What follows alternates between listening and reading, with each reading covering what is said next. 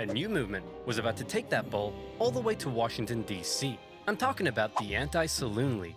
The Anti-Saloon League was a political pressure group run by a very sweet-looking old man. Don't let that deceive you. This guy was an evil genius. While the women's movements were interested in a whole range of issues, Wayne Wheeler and the Anti-Saloon League only cared about enemy number one, Mr. Al, go home. And as a result, they were extremely effective. They were able to exploit the fears of the American people. And I mean everyone's fears. Here's how they did it. Hello, sir. Welcome to the Liberal Progressive Rally. Why don't you introduce yourself? Well, I'm Patty, and I'm an immigrant from Ireland. And tell me, Patty, do you drink? Oh, yes. I drink a lot. See, folks, people like Patty come here looking for a better life, only to end up drunk in the gutter. Don't worry, sir.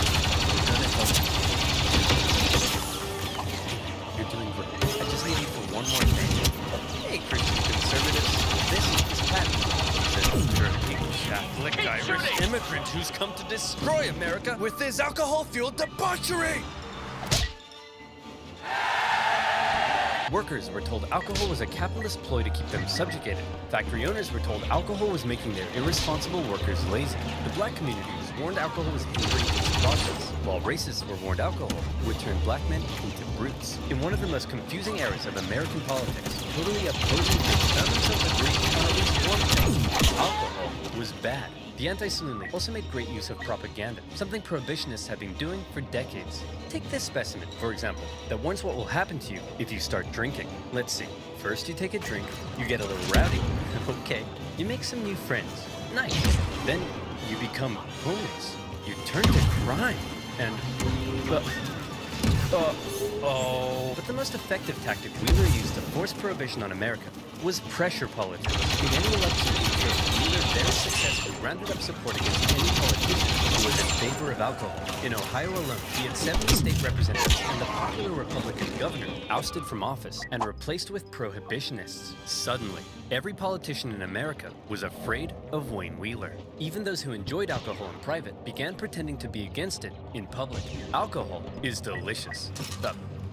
Malicious. Sorry, Wayne. I'm really drunk right now. Then it really hit the fan in 1917, when America found itself fighting in the First World War against Germany. Anti-German sentiment exploded. Sauerkraut became liberty capital. German measles became liberty measles. And Dachshunds became the embodiment of evil. See, America? You've always been this way. The biggest brewers in America were German, and Wheeler saw to it that drinking alcohol became akin to pro-German treason. The German brewers desperately tried to fight back, creating their own propaganda, presenting beer as a healthy beverage, one that you could even give to your kids. As you can imagine, it didn't go down well. President Wilson instituted some temporary wartime prohibition measures to save grain for food, and with many in the country now in support of prohibition, all that was left was to make it law. One problem was that taxes on alcohol made up nearly 40% of the U.S. government's annual revenue, and the government wasn't just about to give that up. No problem. The Anti-Saloon League helped lobby for the creation of a new income tax on the American people, and just like that, the government was no longer reliant on alcohol. Prohibition was finally introduced to Congress in 1913, not just as a law, but a constitutional amendment. In 1917, as the House held their final vote on the Prohibition Amendment, Wheeler was watching from the gallery. Enemy has crossed waypoint out. Spineless cowards. I know half of you drink, and here's you all bowing down to Ned Flanders up there. Look at him like he's some kind of Caesar. Ugh, don't be so dramatic. I obviously don't think I'm Caesar. Now release the lions. In the end, Prohibition passed the House easily, 282 votes to 128, and the states ratified the new amendment by 1919. America, a nation obsessed with liberty and freedom, had just voluntarily given up its private right to choose whether or not to drink alcohol. We did it, folks. We fixed everything. America will be perfect forever. But you just dissolved America's 5th largest industry and lost tens of thousands of jobs for us immigrants. No, you idiot. You don't get it. We helped you, idiot. Ugh, I could really go for a beer. Oh, no! Immediately after Prohibition went into effect, alcohol consumption in America decreased as Americans followed the law and tried not drinking. Man, if we're gonna be law-abiding good boys, we need something else to fill the dark, lonely void that delicious beer once did. Well, how about we crack open a nice cold can of water? Hell yeah! Toss it over. Transport.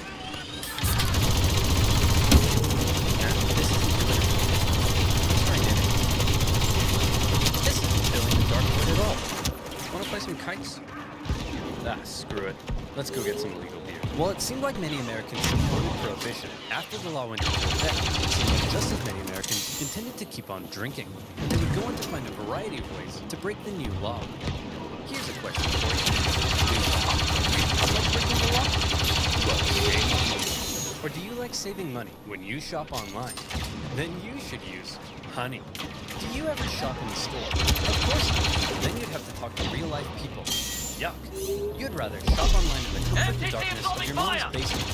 And very well, you can save money when you shop online with Honey. Honey is a free browser extension that scours the internet and automatically tests them when you're checking out. Look at me. I'm buying a Baby Yoda smartwatch to increase my chances of getting a girlfriend. And look, this magic dancing tournament has a promo code. Holy heckin' balls! I just saved $18.75. Watch out, ladies. And guess what? Those of you who've already installed Honey using my link have earned over $247,000 in savings. So what are the rest of you waiting for? They don't stupid idiots. It's free. It can be easily installed in 2 clicks. So get Honey for free today by going to joinhoney.com/oversimplified. That's joinhoney.com/oversimplified. And as always, you'll be supporting my channel. So thank you. Now where were we? Oh yeah. Punching Patty, passing Prohibition, and procuring pints. Pretty soon after the new law went into effect, the failures of Prohibition were already beginning to rear their ugly heads. For starters, the details of the new Prohibition law, written by none other than Wayne Wheeler himself, turned out to be more draconian than expected. Many Prohibition supporters only wanted to outlaw hard liquor and hoped beer would remain legal, but the Volstead Act outlawed anything over 0.5%. That would make liberty capital. Secondly, the new law was full of loopholes that Americans very quickly began to exploit. For example, while the sale and manufacture of liquor was illegal, drinking it wasn't. You could also keep any alcohol you had before the law went into effect. So many private clubs ordered huge amounts of alcohol that saw them through the entire Prohibition period. Whiskey intended for medicinal purposes was also illegal, and doctors basically became bartenders. It looked as though a full-on epidemic had broken out, as there was a sudden surge in prescriptions for whiskey. Sacramental wine used by churches and synagogues were also permitted. Orders for communion wine suspiciously skyrocketed by millions of gallons. And as rabbis had access to religious wine, suddenly everyone was becoming a rabbi. You had Rabbi Pat O'Leary, Rabbi LL Cool J, Rabbi Fluffy. But don't worry, I'm sure all these definitely legitimate religious figures couldn't possibly be selling wine in the back alley after that. Yep, definitely nothing strange going on here. New products also hit the shelves in stores, such as Vine Glow, a brick of dehydrated grapefruit, itself not alcoholic, and therefore perfectly legal. But the packaging did contain a strangely specific warning. After dissolving the brick in a gallon of water, do not place the liquid in a jug in the cupboard for 20 days, because then it would turn into wine. I'll take 1,000. Yes, sir. Now, at this point, I want you to think back for me, if you will, to the year 2005. You're the coolest kid around, and you convince your parents to rent the greatest movie of all time from your local blockbuster. But the movie starts with a strange message, something about not downloading a car. You immediately disregard that and hop on Kazaa to download the greatest song of all time, and in the process, bring down time focusing on the ransom. You were breaking the law, bad boy or girl, but did anyone come to arrest you? No. That's my point. If no one's enforcing a law while everyone's breaking it, is it really a law? And so it was with Prohibition. See, the conservative-led governments of the decade were also the kind of people who believed in small government spending. So they passed a law that would be extremely difficult to enforce, but also didn't want to spend any of the money required to enforce it. The newly created Bureau of Prohibition only had 1,500 agents to cover the entire country. That's one agent for every 70,666 Americans. In a massive country with 12,000 miles of coastline and one gigantic land border with Canada. Good luck, schmuckos. And all these clever little loopholes people were using to score illegal booze were only just the beginning. America was about to devolve into alcohol-fueled criminal chaos. By outlawing it, Prohibition had made alcohol a present commodity, and millions of Americans would become outlaws as they found a variety of ways to score illegal booze. For example, many Americans began making their own liquor. Illegal stills from many moonshots were found by Prohibition agents from the hills of Kentucky and the caves of Arizona to parking lots in major cities, and even in the homes of Prohibition-supporting politicians. Oh, come on now, fellas. I voted for Prohibition. I'm not gonna have an illegal still. What's this? That's my son, Freddy. Say hi, Freddy. Sir, this is obviously an illegal still. How dare you? Let's listen to that. Bathwater. Why do you taste like alcohol? Here's a better question. Why are you tasting my bathwater?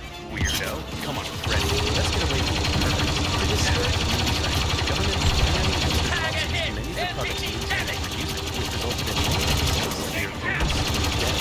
But alcohol wasn't just being made at home. Along America's vast coastline, rum runners smuggled alcohol into the country by sea. A floating supermarket known as Rum Row extended along the east coast just beyond America's maritime limit, and bootleggers frequently sailed out in steamboats to pick up shipments of booze. These bootleggers could then be found selling their illegal products every day in the halls of Congress. Wow. One day, I want to be well selling. Work hard, never give up, one day even year. That's different. Even President Carter was no disservice found in bootleg whiskey, and some bootleggers were so successful, they became bazillionaires, such as Roy Olmsted, an ex-cop who became one of the biggest employers in the Seattle area from smuggling booze. Unfortunately, all of his whiskey came from Canada.